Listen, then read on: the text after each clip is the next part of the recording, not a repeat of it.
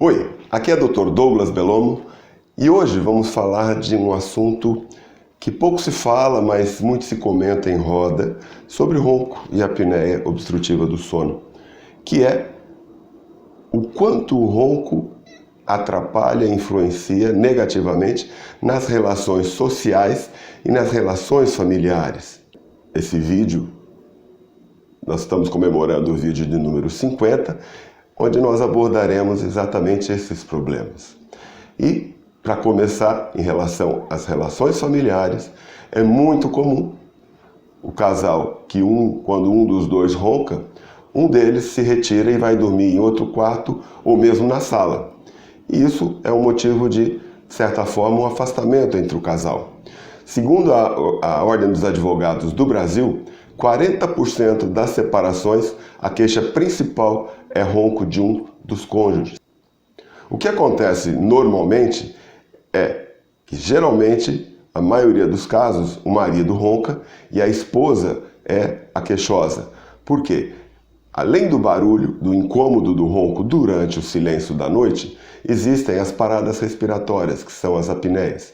E essa esposa, além de ter o sono fragmentado, ter o sono alterado, ela fica o tempo todo em alerta para descobrir a hora que o marido para de roncar. Porque enquanto ele está roncando, inconscientemente, ela percebe que ele ainda respira.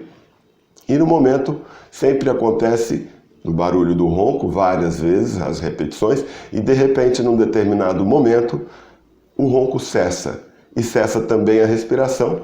E a hora que ela percebe esse silêncio que foi instaurado no quarto, ela simplesmente acorda o marido, cutuca para que ele mude de posição, para que ele volte a respirar. Então, o sono dela também é totalmente fragmentado. Eu costumo brincar que, às vezes, tratando o marido, por tabela, eu acerto o sono da esposa. Então, falta de sono é um motivo de muita irritabilidade. Porque, convenhamos, né? Ninguém tem bom humor dormindo mal. Então, às vezes, uma discussão num nível pequeno entre o casal, né, de um assunto sem importância, se torna um campo de batalha e esses atritos vão desgastando a vida conjugal. Outra relação também é a relação dos filhos e dos netos em relação ao avô ou avó que ronca.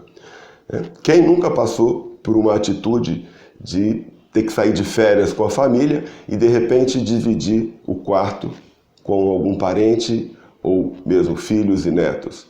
E esses filhos e netos, no dia seguinte, reclamam muito sobre o problema, que não dormiram bem à noite por conta de algum roncador.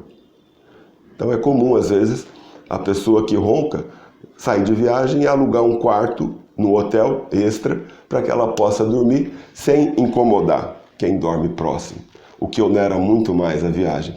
Outra particularidade é que muitas mulheres, as mulheres que roncam, elas acham que isso é um problema exclusivo dos homens.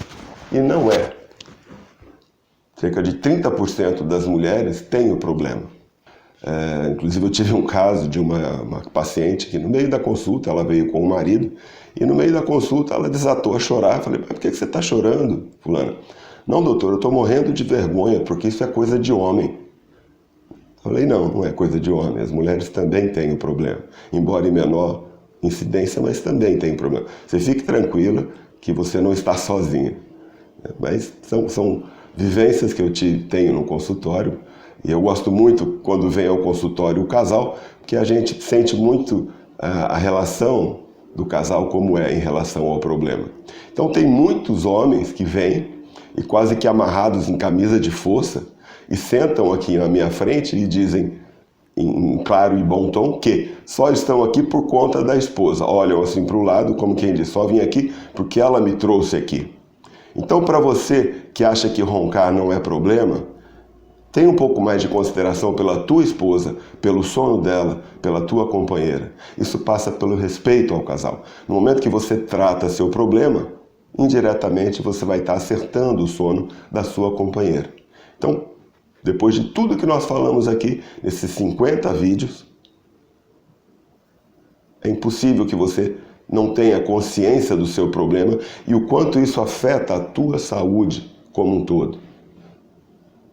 Tem um professor amigo meu que ele diz o seguinte, que as apneias são gotas de morte, que a cada apneia nós morremos um pouquinho.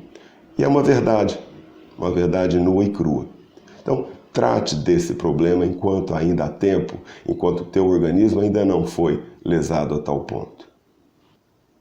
Se você gostou desse vídeo, curta, compartilhe. É um vídeo comemorativo de 50 vídeos já postados em nosso canal e muitos outros adiante virão. Muito obrigado pelo seu tempo, pela sua atenção e vamos em frente. Que Deus esteja sempre com vocês. Um forte abraço.